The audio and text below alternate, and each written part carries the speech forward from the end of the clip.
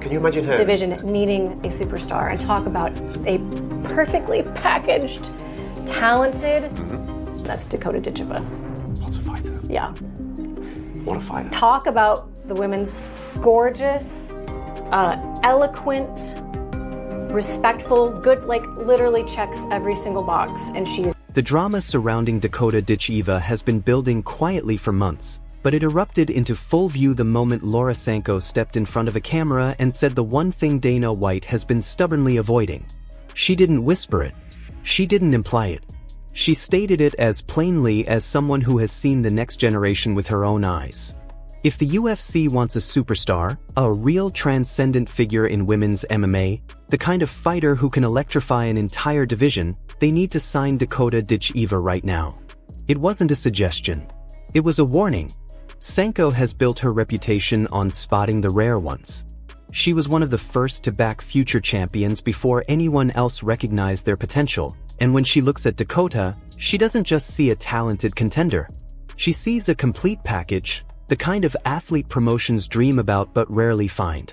She called Dakota perfectly packaged, a fighter who checks every box, dangerous in the cage, composed on the mic, eloquent, respectful, charismatic, marketable, gifted, and carrying a presence that commands attention before she even throws a punch. And the part that changes everything? She's only 26 and already fighting with the composure of someone who has been walking into bright lights for a lifetime. But Sanko didn't stop there. She said something even more provocative.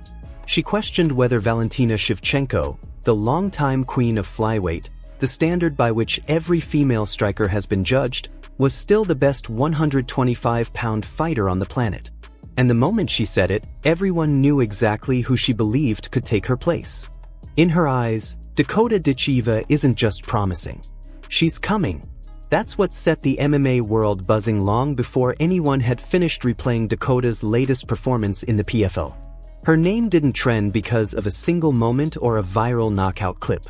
It trended because people are starting to believe she is the one. The fighter who will cross the line between promotions. The fighter who will break the barriers separating the PFL and the UFC. The fighter who will walk straight into a division desperate for fresh blood and stand at the top as if she had always been there. Even before Sanko spoke, the signs were there. MMA Twitter has been flooded with posts calling Dakota so damn good, with fans saying she'd already be a UFC champion if she were signed tomorrow. Others insist she could beat every woman on the roster right now. The hype isn't artificial. It's earned from each devastating performance, each moment inside the cage where she looks less like a prospect and more like a fully formed elite fighter trapped in a promotion that can no longer contain her. Dakota herself knows it. Every time she speaks about her future, you can hear the ambition beneath her calm delivery. She's tired of seeing the same names in the tournament brackets. She's tired of wiping out contenders people insisted would test her, only for them to crumble under her precision, her range, her power, her ruthlessness. When she talks about wanting to become the queen of the division worldwide, she doesn't sound like someone whispering a dream. She sounds like someone stating a fact she is simply waiting to execute. Her win over former UFC contender Taila Santos changed everything. Not just because Santos was the best name available, and not because fans thought she challenged Valentina in their fight long before Dakota entered the picture. It changed because Dakota didn't just beat her. She passed the test people claimed she needed before they would take her seriously as a top-tier flyweight. And once that victory landed, even critics were forced to acknowledge the truth. Dakota Ditcheva is operating at a level that demands bigger stages and bigger names. That's why Laura Sanko's message hits so hard. She wasn't speaking from hype. She was speaking from evidence. When she called Dakota the violent Cinderella, the MMA world paused for a moment to consider how perfectly the nickname fit. Dakota carries herself with the grace of someone raised in discipline. She speaks softly, chooses her words carefully, and never relies on trash talk to sell a fight. But once the cage door closes, everything changes. The elegance evaporates, replaced by the cold, clinical violence of someone who has been shaped by a lifetime inside the fight world. Her story almost reads like a fairy tale written in sweat and broken pads. Born into a gym run by her mother, Lisa Howarth, a fierce and respected kickboxer who spent over 30 years building fighters, Dakota grew up surrounded by the echoes of training sessions and the pounding rhythm of pads being struck. While other kids played outside, she was absorbing the language of combat, learning stance and timing before she could fully articulate what those things meant. It wasn't a childhood built on privilege. It was built on grit, discipline, and the raw authenticity of people who live their lives in the gym.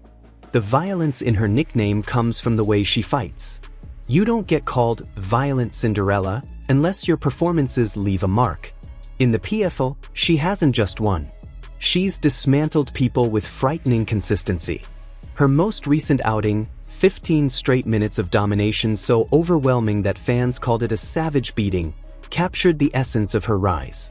She punished her opponent from the opening bell and carried the pace through the entire fight, never letting up, never taking her foot off the gas, pushing so relentlessly that even when she didn't get the finish, the victory felt like something beyond a win on the scorecards.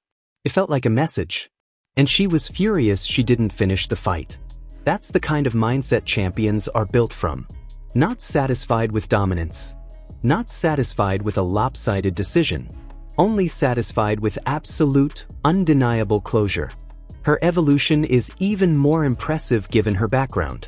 Before MMA, she was a two-time British Muay Thai champion, which explains her effortless command of range and timing. But since moving to MMA and joining American Top Team, she has rounded out every hole in her game. Under the guidance of legendary coach Conan Silveira, she's taken her striking base and turned it into a complete MMA system. Her clinch work has become a weapon. Her takedown defense an anchor.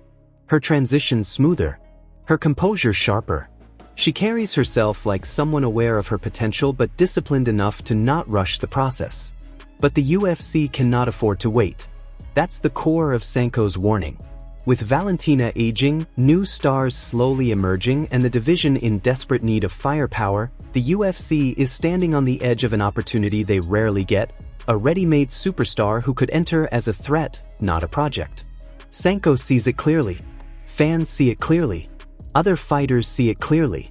The only one left to make the decision is Dana White. Even Valentina herself hasn't dismissed the idea. She acknowledges Dakota's potential but maintains her confidence as any champion would. Yet when she talks, you hear a subtle shift, an awareness that a storm is approaching. A younger, longer, sharper fighter. A fighter being carved in the image of the modern generation. A fighter who isn't intimidated by legacy. Dakota doesn't hesitate when asked about the matchup. She speaks with respect, but without fear. She knows what a cross-promotional champion versus champion fight would mean. She knows the history it could make. While she doesn't claim it will happen tomorrow, she makes one thing clear every time she opens her mouth. If the door opens, she will walk through it without blinking. And that's why the nickname matters. Cinderella isn't supposed to storm into the most dangerous division in women's MMA and call out a living legend. Cinderella isn't supposed to dismantle elite fighters and remain unsatisfied because the finish didn't come. Cinderella isn't supposed to train under the best in the world, build a flawless record, and make seasoned veterans question whether the sport's balance of power is shifting. But this Cinderella doesn't need a fairy godmother. She brings her own fire, her own fury, her own fists sharpened by years of Muay Thai and molded into weapons through the crucible of MMA. Dakota Ditcheva is not waiting for an invitation to greatness. She is marching toward it, dragging the conversation with her, pulling analysts, commentators, fans, and fighters into the orbit of a future she seems destined to create.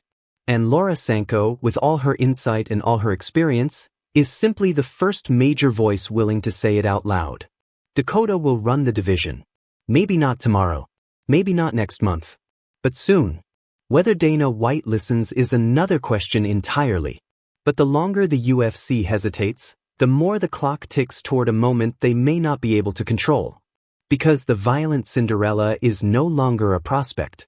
She is the danger creeping toward the throne. And every fighter who hears her name knows it.